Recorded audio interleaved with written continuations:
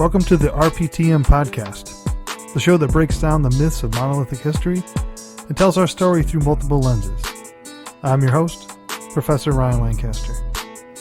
Today's episode is partially underwritten by you, the listener. Find out ways to support the podcast on my website, RyanGLancaster.com. Episode 58, Scandal, Amnesty, and Panic. Time travel as a concept is fun to read about. As a kid, I remember picking up Days of Future Past and X-Men comics that dealt with superheroes in an apocalyptic future, looking back at the past to see how it all went wrong. We can't seem to help but interject ourselves in history. In scholarly and historical research, presentism introduced present-day views and attitudes into portrayals or understandings of the past. The practice of presentism is considered by some as a misconception when writing about the past. Some contemporary historians aim to bypass presentism in their work because they believe it is a cultural bias and forms a malformed version of history. Comedian Bill Burr touches on this concept in his 2022 Netflix special, Live at Red Rocks. He explains in amusing detail that while most contemporary white people think they would be active abolitionists during the 19th century in America, they would most likely remain uninvolved in the Underground Railroad. Presentism, at its most destructive, promotes a kind of moral smugness. We look back to the past as a time of backwardness and barbarity. Our ancestors repeatedly failed to measure up to our present-day ideals. Analyzing the past concerning current matters usually directs us to find ourselves morally exceptional. But one must remember that historical accounts are a tiny sliver of an even larger picture. For example, if we use weightlifting, an athlete goes from lifting 100 pounds in his bench press to 5 years later lifting 200 pounds. If we only look at the fitness journey at year 3, this person would still appear weak if their max was only 150 pounds. But if we review from our current day looking to the beginning, we can appreciate the 50 gains that he made. They may not be entirely at the finish line, but the needle is moving in the right direction. Now, what would we say again in 5 more years? Did they keep lifting? And now can they bench 300 pounds? Would we still view 200 pounds being lifted as impressive? Yet people readily soak in these perspectives of present-day superiority. On May 2, 2002, in her essay Against Presentism, American Historical Association President Lynn Hunt speaks on this idea. Presentism is hard to escape from modern views or our contemporary Western beliefs. Engaging historical thought can be almost neutered if we thoroughly remove all connectivity to the modern world. History becomes this sterilized bubble that, in some ways, without it. As people now begin tearing down their old statues of Confederate soldiers, I understand that conviction. But as gatekeepers, we must keep a healthy balance between moral judgment and unbiased examination. Keep in mind, it is not where you start, but where you finish that matters. Crédit Mobilier Scandal. The Crédit Mobilier scandal was a two-part scam executed from 1864 to 1867 by the Union Pacific Railroad and the Crédit Mobilier of America Construction Company in the building of the eastern portion of the first transcontinental railroad. Thomas Durant chartered an outfit named Crédit Mobilier of America to garner earnings from railroad construction, ensuring he and other insiders would realize wealth from the railroad without revealing themselves to the project's high-stake risks. The New York Sun broke the story during the 1872 campaign of Ulysses S. Grant. Durant was convinced constructing a railroad would be more beneficial than running one. He bought an inactive fiscal agency with partners. In simple terms, the new company welcomed a select group of investors while limiting its liability. Before Crédit Mobilier, corporate law held investors liable for their entire personal holdings. Durant paid crony Herbert M. Hoxie to propose a construction bid to Union Pacific. No one else got the call to bid, and as the only bid accepted, Hoxie's offer was unanimously endorsed. Hoxie signed the contract over to his benefactor and Durant transferred it into the name of Crédit Mobilier. Crédit Mobilier investors were only responsible for the extent of their investment. Durant hired himself to complete the railroad, paying Crédit Mobilier with money given to the Union Pacific by government bonds and risk-taking investors. He subcontracted railroad work to actual construction crews while using inflated estimates to guarantee substantial payoffs. Because there was no liability, it didn't matter whether the railroad got built. Durant could not lose the profit he had already made in case of forfeiture. The money-making machine got off to a roaring start with a line out of Omaha, adding 9 unneeded profit-generating miles to construction. 3 years later, conflict in the Crédit Mobilier boardroom brought construction to a standstill. Investor Oliver Ames leapt over Durant to assume the Union Pacific's presidency. Infuriated, Durant filed an injunction prohibiting Crédit Mobilier from appointing new construction contracts to replace the expiring Hoxie deal. Oliver and his congressman brother Oakes Ames managed to boot Durant from the Crédit Mobilier board, which divided into 2 factions. More injunctions ensued, as did months of resentful deadlock. Crews waited for work at the end of the tracks. The Ames brothers ultimately set them working without a contract, which meant each completed mile equaled unrealized returns. That fixed the issue, if not apprehensions. In October 1867, Oliver and Oakes Ames reinstated Durant. He supported an Ames construction contract that retroactively sent money from those miles into their pockets. On the strength of renewed profits and a declared dividend, Crédit Mobilier boomed. Congressman Oakes Ames, representing company interests on Capitol Hill, soon found himself swamped with legislators soliciting a piece of the action. He distributed stock to 2 senators and 9 representatives in 1867. Some ultimately returned the gift. Ames recorded his transactions in a ledger. He often kept the stock in his name for discretion's sake and distributed earnings where necessary. Under their posts, all the recipients held sway over railroad legislation, but none seemed to sense any conflict of interest in their investments. And Ames was intent on gaining their support. The scandal erupted in election season 1872, as President and Union Pacific friend Ulysses Grant came up for his second term. Deposition from a lawsuit against the Crédit Mobilier included a partial list of Oakes Ames's stock contacts of half a decade prior. Mistaken for a listing of stock recipients, the itemized names contained incumbent Vice President Schuyler Colfax, Vice Presidential nominee Henry Wilson, Speaker of the House James G. Blaine, and future President James Garfield. The anti-Grant press seized upon the revelation. The controversy dominated the public, but had little effect on the elections. Speaker Blaine, who had turned down Crédit Mobilier stock and nonetheless saw his name dragged through the mud, moved Congress to investigate the charges. Called before a Capitol Hill committee, Oakes Ames insisted that nothing illegal had transpired. He was, therefore, willing to talk. His colleagues turned on Ames, who in turn produced the ledger book. It cleared Blaine and Wilson but implicated Colfax and 13 other legislators. With a captivated public and incendiary press following its every move, the committee chose not to take measures against those Ames named, choosing only to punish Ames himself and James Brooks with congressional condemnation. No criminal or civil charges were filed against Crédit Mobilier's scoundrels.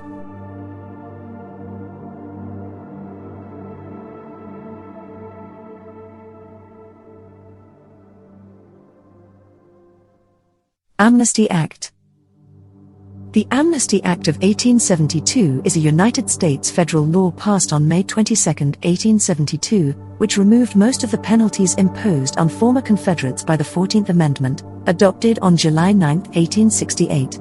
Section 3 of the 14th Amendment prohibits the election or appointment to any federal or state office of any person who had held certain offices and then engaged in insurrection, rebellion, or treason. However, the section provided that a 2/3 vote by each House of Congress could override this limitation. The 42nd United States Congress passed the 1872 Act, and the United States Congress passed the original Restrictive Act in May 1866. Even while the Civil War was in progress, the Union offered amnesty to Confederates to encourage loyalty to the Union and begin the Reconstruction process. The Confiscation Act of 1862 authorized the U.S. President to pardon anyone involved in the rebellion. The Amnesty Proclamation of December 1863 offered pardons to those who had not held a Confederate civil office, had not mistreated Union prisoners, and would sign an oath of allegiance. Another limited amnesty that targeted Southern civilians went into effect in May 1864. In May 1865, President Andrew Johnson provided for amnesty and the return of property to those who would take an oath of allegiance. Former high-ranking Confederate government and military officials, and people owning more than $20,000 worth of property, had to apply for individual pardons. As a result of the 1872 amnesty and the many that preceded it, the vast majority of former white Confederates in the South were free to own land, vote, hold office, and make laws in the Southern states, less than 2 decades after the war's end. When Reconstruction ended in 1877, and federal troops left the region, these people who had so recently fought to maintain white supremacy and retain slavery were well positioned to seize control of their state governments and orchestrate laws and policies to suppress the new civil rights of black people. Panic of 1873. The Panic of 1873 was a financial crisis that triggered an economic depression in Europe and North America that lasted from 1873 to 1877 or 1879 in France and Britain. In Britain, the panic started 2 decades of stagnation known as the Long Depression, which weakened the country's economic leadership. In the United States, the panic was known as the Great Depression until the events of 1929 and the early 1930s set a new standard. The Panic of 1873, and the subsequent depression had several underlying causes, for which economic historians debate the relative importance.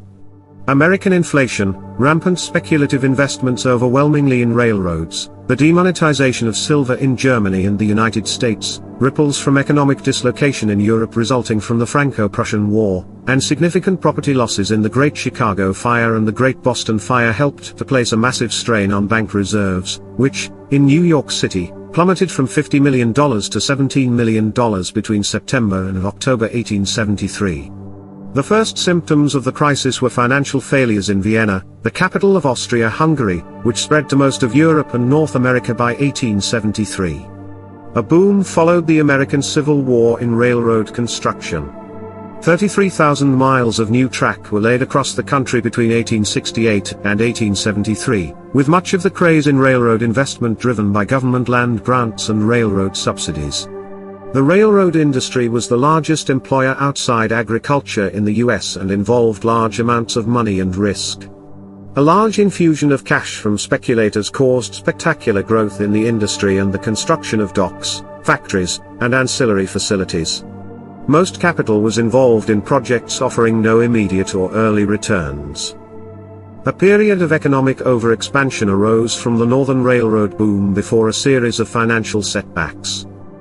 The Black Friday Panic of 1869. The Chicago Fire of 1871. An outbreak of equine influenza and the Boston Fire of 1872. The demonetization of silver in 1873. The decision of the German Empire to cease minting silver thaler coins in 1871 caused a drop in demand and downward pressure on the value of silver, which, in turn, affected the US, since much of the supply of silver was mined there.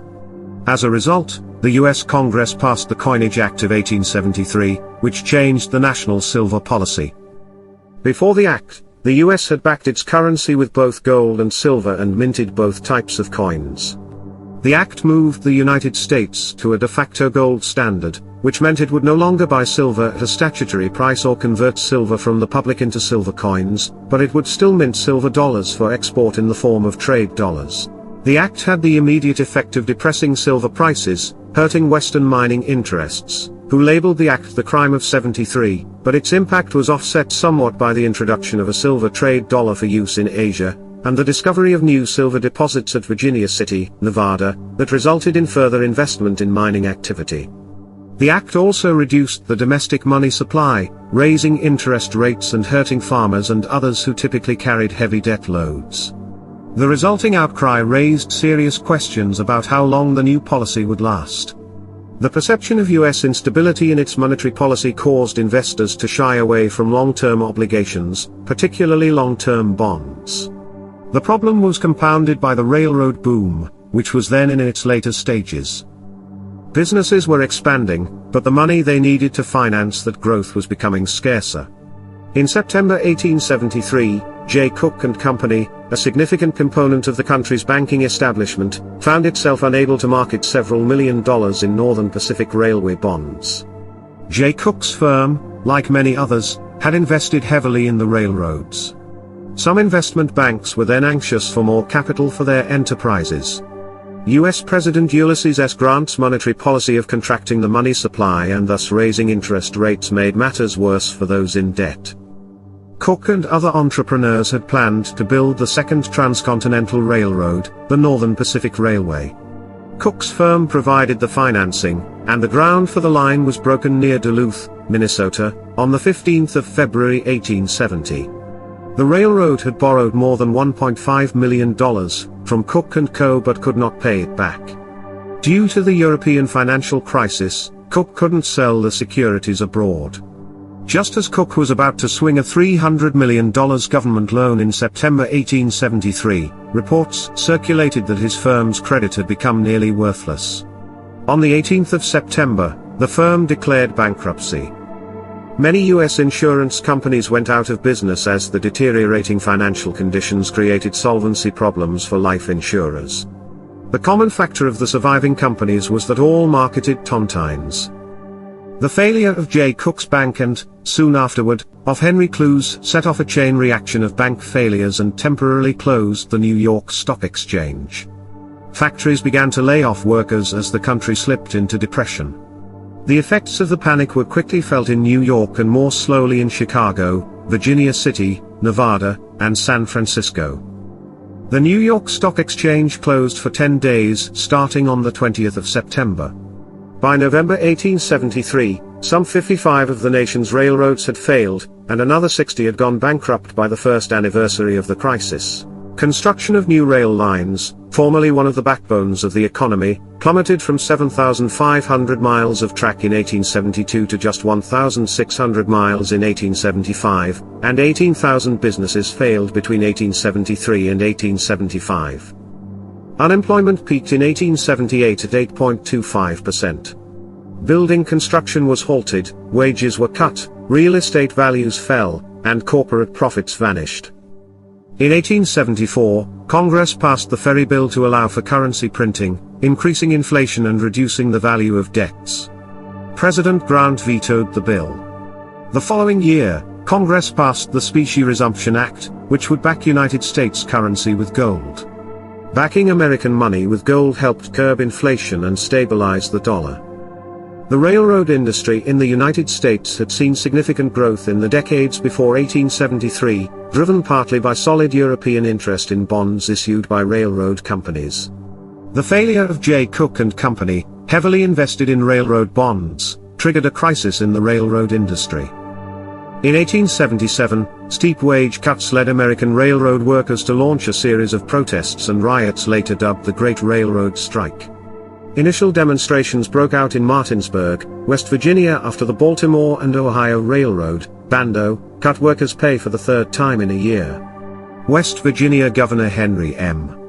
Matthews sent the militia, under Colonel Charles J.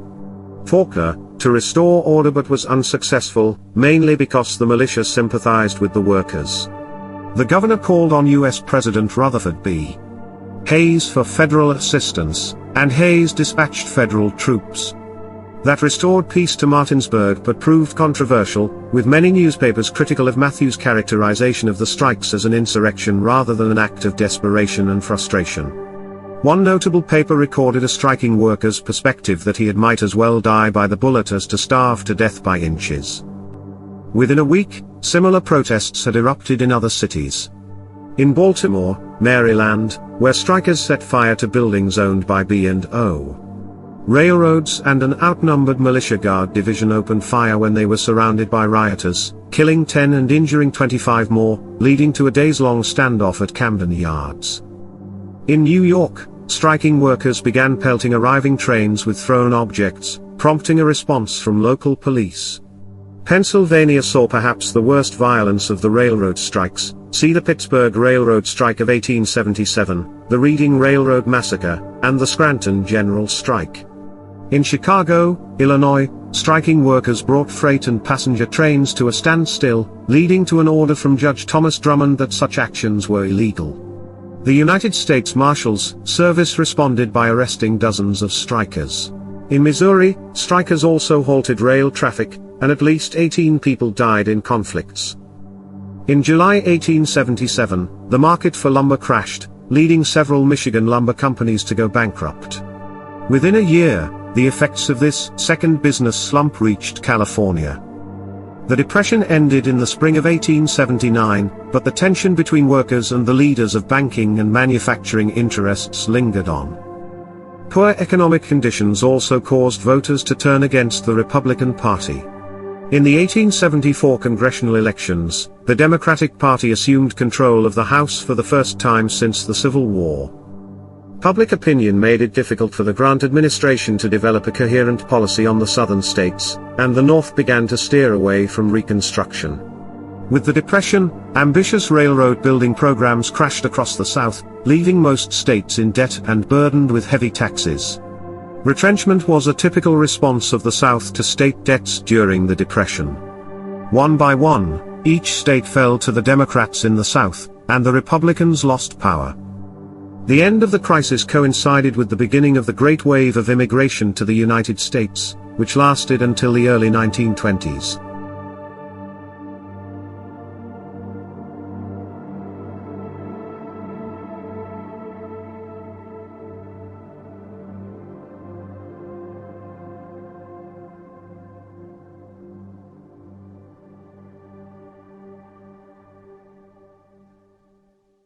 Crazy Horse. Crazy Horse was born in the Black Hills of South Dakota in 1841, the son of the Oglala Sioux shaman, also named Crazy Horse, and his wife, a member of the Brule Sioux. Crazy Horse had a lighter complexion and hair than others in his tribe, with prodigious curls. Boys were traditionally not permanently named until they had an experience that earned them a name, so Crazy Horse was called Curly Hair and Light-Haired Boy as a child. As an adolescent, Crazy Horse made the name his horse-looking, but he was more commonly known as Curly until 1858 when, following a battle with Arapaho warriors, he was given his father's name, while his father took the name Worm. Crazy Horse was not a traditionalist about his tribe's customs, shrugging off many traditions and rituals that the Sioux practiced.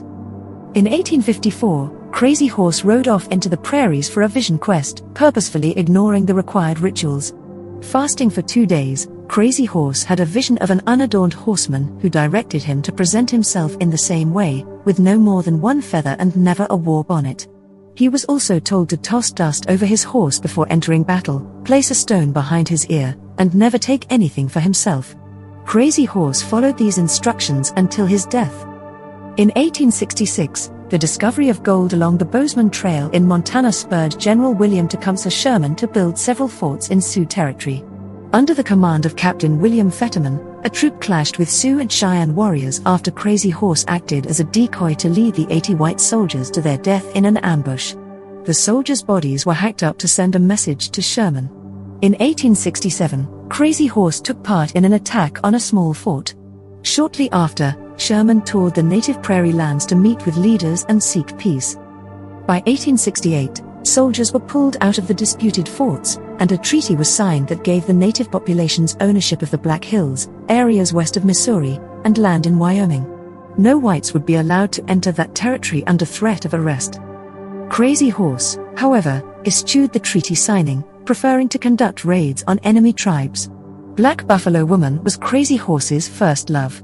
They met in 1857, but she married a man named No Water while Crazy Horse was on a raid. Crazy Horse continued to pay attention and, in 1868, eloped with her while No Water was at a hunting party. He and Black Buffalo Woman spent one night together before No Water took back his wife, shooting Crazy Horse in the nose and breaking his jaw.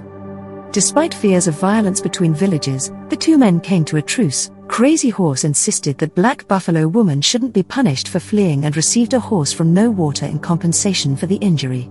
Crazy Horse eventually married Black Shawl, who died of tuberculosis, and later a half Cheyenne, half French woman named Nellie Larrabee. Black Buffalo Woman's fourth child, a girl, was a light-skinned baby suspected of being the result of her night with Crazy Horse. As the railroads expanded west, tensions rose between Native Americans and soldiers. In 1872, Crazy Horse took part in a raid with Sitting Bull against 400 soldiers, where his horse was shot out beneath him after he made a reckless dash ahead to meet the U.S. Army. In 1873, General George Armstrong Custer crossed into Sioux territory.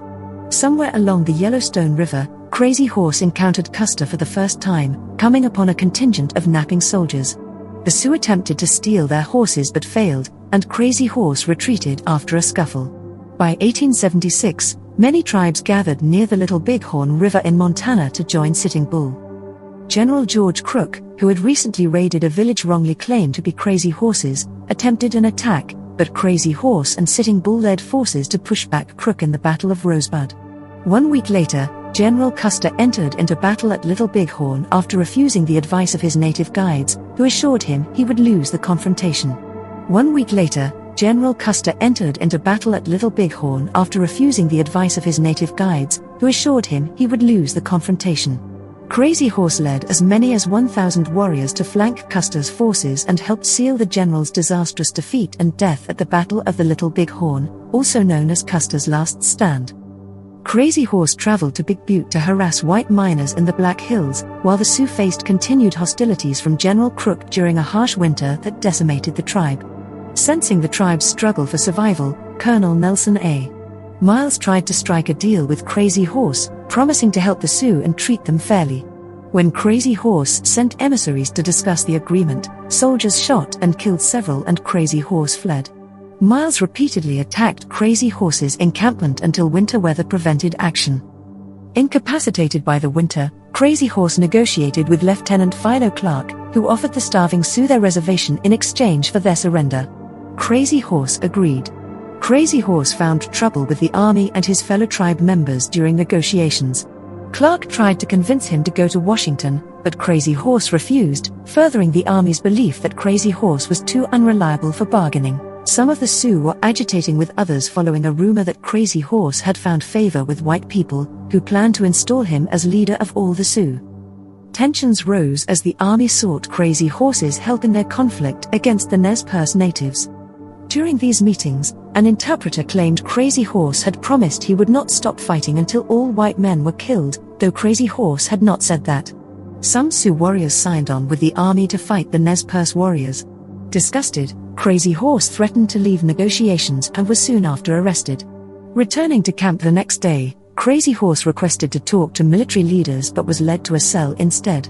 Realizing the betrayal, Crazy Horse struggled. An old friend, Little Big Man, worked for the army as a policeman and attempted to restrain Crazy Horse, who pulled a concealed knife on him. Trying to prevent Crazy Horse from stabbing Little Big Man, a soldier shoved a bayonet into Crazy Horse's abdomen, piercing his kidneys. Crazy Horse collapsed and was moved to an office, where he refused a cot. Only his father was allowed to visit. Crazy Horse died at some point later on the night of September 6, 1877, at the age of 35, lying on the bare floor in Fort Robinson, Nebraska. His body was taken away by Sioux and buried at an unknown location near a creek called Wounded Knee. Crazy Horse is remembered for his courage, leadership, and tenacity of spirit in the face of near impossible odds.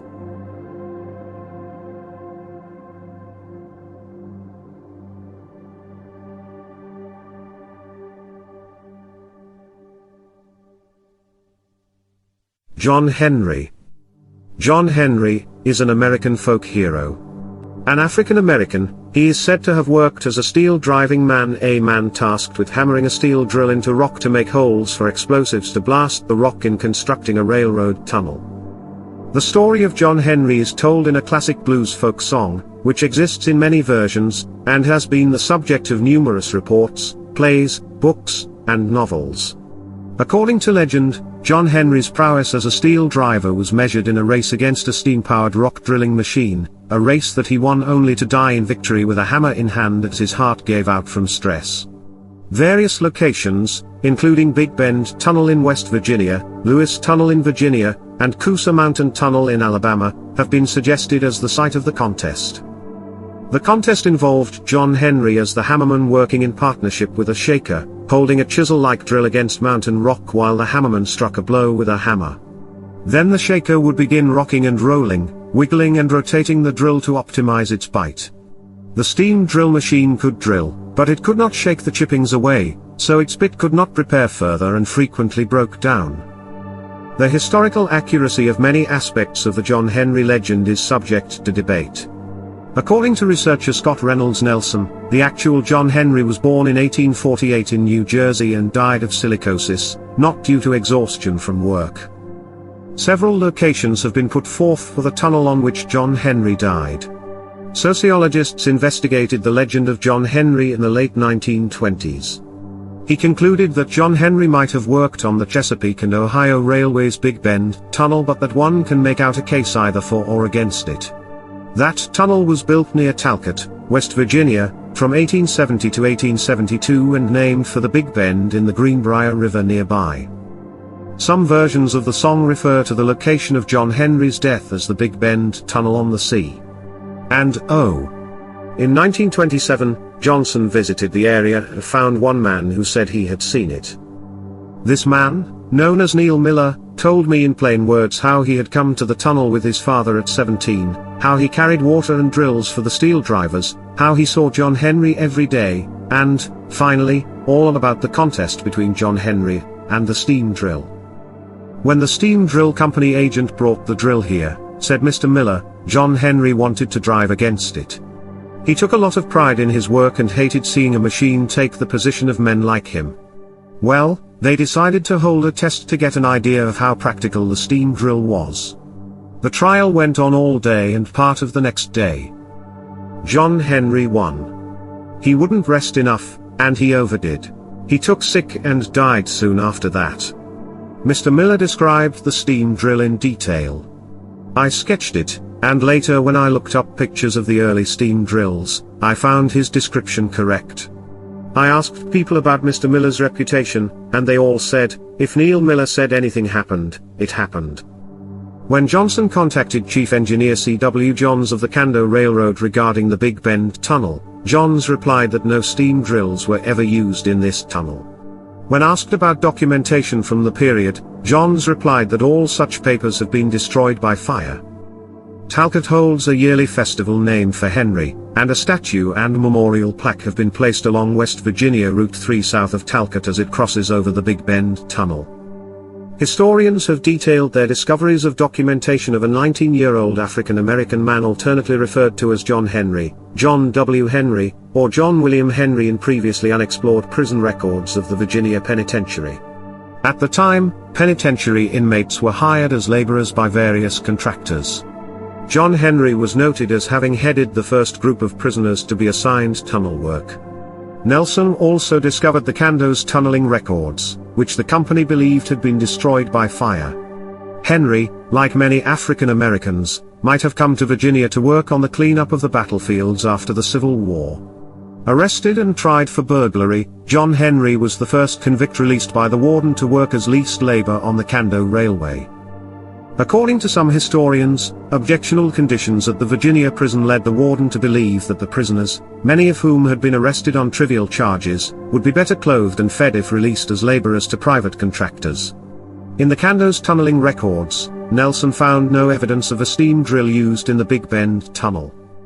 The records Nelson found indicate that the contest took place 40 miles away at the Lewis Tunnel, between Talcott and Milboro, Virginia, where prisoners worked beside steam drills night and day. Nelson also argues that the verses of the ballad about John Henry being buried near the White House, in the sand, somewhere that locomotives roar, mean that Henry's body was buried in a ditch behind the so-called White House of the Virginia State Penitentiary, which photos from that time indicate was painted white, and where numerous unmarked graves have been found. Prison records for John William Henry stopped in 1873, suggesting that he was kept on the record books until it was clear that he was not coming back and had died.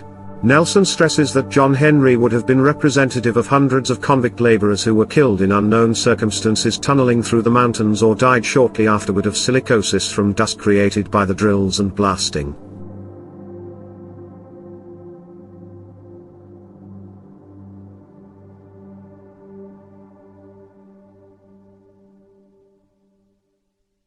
Comstock Law. Anthony Comstock knew obscenity when he saw it, and the famous anti-vice crusader saw it everywhere.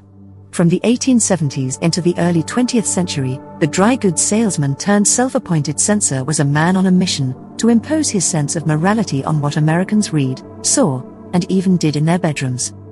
Though not an elected legislator, the devout Protestant, who was appalled by the sexual permissiveness he witnessed in New York City, essentially rewrote federal postal laws to prevent the mails from being used to corrupt the public morals. And he got a compliant Congress to pass them. Some historians suggest that the politicians were looking for an issue that would divert public attention from the Crédit Mobilier scandal, in which many were involved. While there were already laws on the books against obscenity, Comstock expanded the scope of obscene, lewd or lascivious material to include information on birth control and abortion. The post office made him a special agent with the power to conduct raids and arrest suspected violators. He exercised that authority with enthusiasm for the next 42 years, claiming credit for nearly 4,000 convictions, 160 tons of destroyed books and other materials, and at least 15 suspects driven to suicide. Up to his death in 1915, Comstock was admired in some quarters for his moral rectitude, and ridiculed in others as a prig and a busybody. Today, he may seem like a relic of the Victorian age. Still, his laws affected American life for decades, and his spirit lives on in the never-ending battles over censorship, free speech, the right to privacy, and the proper role of government in citizens' lives. In 1872, Comstock began visiting Washington, D.C., to lobby lawmakers for stricter vice laws. In one celebrated show-and-tell presentation in Vice President Schuyler Colfax's office, he wowed senators with a selection of dirty books, pornographic playing cards, and contraceptive devices. He referred to the collection as his Chamber of Horrors. Comstock had already made a name for himself in New York as the YMCA's Committee for the Suppression of Vice leader. He used his position to confiscate and destroy books and other materials he believed could corrupt the morals of young men. The law that allowed him to carry out his raids, New York's Obscene Literature Act of 1868, also gave him a cut of any fines. But Comstock had grander ambitions, not just to clean up New York, but the entire country. In 1873, he got his way when Congress passed an act for the suppression of trade in, and circulation of, obscene literature and articles of immoral use. It became commonly known as the Comstock Act. Days after the law passed, the post office gave him the authority to enforce his rules, while other obscenity laws allowed Comstock to conduct raids on booksellers and publishers and harass art gallery owners with nude paintings on exhibit. The Comstock laws technically required that the material passes through the mail before he could take action. Rather than wait for that to happen, Comstock would send away materials on contraception and other forbidden topics using assumed names. When the packages arrived, he pounced. In some cases, he concocted entire families, individuals sharing a last name, living in the same town. The federal Comstock laws weren't universally loved, and there were numerous attempts to repeal them on the national level. Some were harsher than the federal original. However, many state legislatures embraced them enthusiastically, and more than half the states enacted their own Comstock laws in succeeding years. Meanwhile, legislators continued to tinker with the 1873 law. In 1908, for example, it banned as indecent any material that might incite arson, murder, or assassination. This was an era when concern over anarchism and socialism ran high, and, as Sohn notes, Comstock's law was evolving to meet the times. Comstock's contraception attacks coincided with the growing women's rights movement, for which family planning and women's control of their bodies were core issues. The anarchist activist Emma Goldman and the birth control advocate Margaret Sanger were two of his more prominent targets. They returned the favor by denouncing him in their publications and from the lecture stage. In 1914, he arranged to have Sanger indicted over the contents of her magazine, The Woman Rebel, which he called obscene, lewd, and lascivious. She fled the country, threatened with a possible 45-year prison term, but returned to face trial in 1915. The case was dismissed the following year when the government dropped the charges. Meanwhile, Comstock died of pneumonia in September 1915 at age 71. He had continued his crusade to the end, sometimes to the point of absurdity. Appointed by President Woodrow Wilson as U.S. delegate to the International Purity Conference in San Francisco, he was disturbed to see naked mannequins in department store windows, apparently still being worked on by window dressers, and decided to make a federal case of it. He lost. Over the 20th century, court rulings would gradually whittle away at the original Comstock laws and their state imitators. But now and then, publishers and the public would be reminded that the law was still on the books. In 1943, the Postmaster General moved to take away Esquire magazine's second-class mailing privileges because some of its cartoons and other contents were obscene. Less expensive second-class mail was vital for many magazines' survival. The case dragged on until 1946, before the U.S. Supreme Court affirmed a lower court's verdict in Esquire's favor. In 1955, a new postmaster denied Playboy magazine's request for a second-class permit, prompting publisher Hugh Hefner to remark, "We don't think Postmaster General Summerfield has any business editing magazines. He should stick to delivering mail." Like Esquire, Playboy prevailed in court. These days, postal laws rarely make headlines or lead to significant court cases.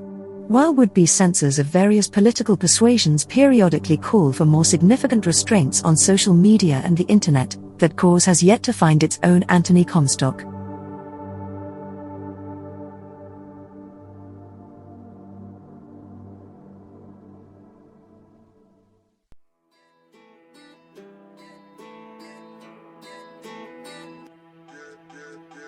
You've been listening to the RPTM podcast. If you like what you hear, please rate us on whatever platform you're listening on. Join us again next week when we talk about the seen and unseen of U.S. history. Make sure you subscribe to the podcast so you never miss an episode. Also, for more information, check out the show notes on my website. The show was produced by me. Our editor is me. Written and researched by me. Music is Down South by Bliv Beats. I'm RyanGLancaster, and this was the RPTM podcast.